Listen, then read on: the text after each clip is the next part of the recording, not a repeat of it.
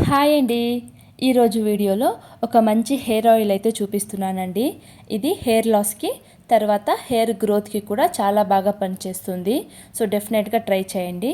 నా ఛానల్ని first time చూస్తున్నట్టయితే ఛానల్ని సబ్స్క్రైబ్ చేసుకొని వీడియోకి అయితే ఒక్క లైక్ ఇవ్వండి. సో ఇక్కడైతే నేను చిన్న చిన్న ఉల్లిపాయలు తీసుకున్నానండి. ఇవైతే చాలా బాగా పనిచేస్తాయి.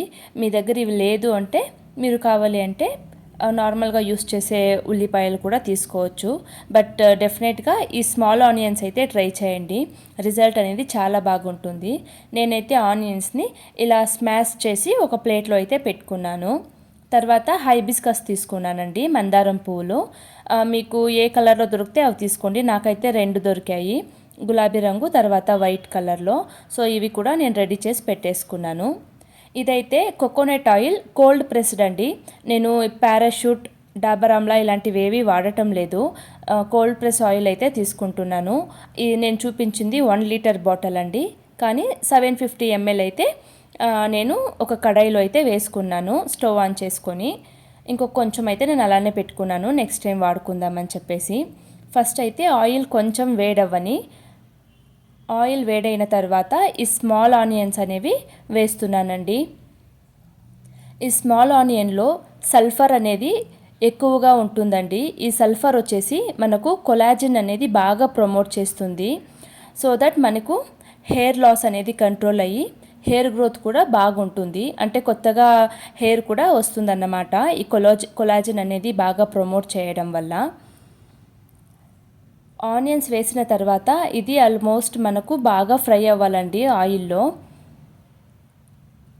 ఇప్పుడు నేను వేసినప్పుడు లోపల ఉన్నాయి కదా, ఇప్పుడు చూడండి బాగా ఫ్రై అవుతుంది కదా, అంతా పైకి తేలుకొని ఉన్నాయి చూడండి, కనిపిస్తుంది కదా, ఇలా బాగా ఫ్రై అవ్వాలి.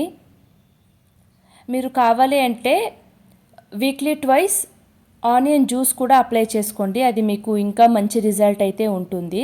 బట్ డెఫినెట్గా పారాషూట్ తర్వాత ఈ డాబర్ ఆమ్లా ఇలాంటి ఆయిల్స్ అయితే స్టాప్ చేయండి వాడడం అనేది. ఎందుకంటే అది ఫుల్ అడల్ట్రేషన్ ప్రాసెస్ అండి. అందులో ఏమీ మనకు కావాల్సిన ఇంగ్రీడియంట్స్ అయితే ఏమీ ఉండవు అందులో. సో ఆనియన్స్ చూసారు కదా, ఇలా అంతా పైకి తేలుతూ బాగా ఫ్రై అయిన తర్వాత మందారం పువ్వులు అయితే పెట్టేసుకున్నాను. మందారం పువ్వులు కూడా చాలా మంచివండి మనకు. ఇందులో అమినో యాసిడ్స్ అనేవి ఉంటాయి. దీనివల్ల మనకు స్కాల్ప్ అనేది బాగా నరిష్మెంట్ అనేది ఇస్తుంది. తర్వాత మెంతులైతే ఒక 2 టేబుల్ స్పూన్ మెంతులైతే యాడ్ చేసుకున్నాను. మెంతుల వల్ల మనకు చాలా బెనిఫిట్స్ ఉన్నాయండి. ఇది బ్లడ్ సర్క్యులేషన్ అనేది బాగా బూస్ట్ చేస్తుందన్నమాట. తర్వాత ఇన్ కేస్ డాండ్రఫ్ ఏమైనా ఉన్నా కూడాను మనకు డాండ్రఫ్ కూడా పోతుందండి. సో డెఫినెట్గా మెంతులు కూడా వాడండి. ఇన్ కేస్ కుదిరితే మీరు మెంతులు పౌడర్ చేసుకొని కూడా స్నానానికి వెళ్ళే ముందు హెయిర్ ప్యాక్లా పెట్టుకొని కూడా స్నానం చేసుకోవచ్చు. సో చూస్తున్నారు కదా, అంతా ఆల్మోస్ట్ బ్రౌన్ కలర్ అయిన తర్వాత కర్రీ లీవ్స్ అయితే యాడ్ చేసుకున్నాను నేను. కర్రీ లీవ్స్లో ప్రోటీన్ తర్వాత బీటా కెరోటిన్ అనేది చాలా ఉంటుందండి.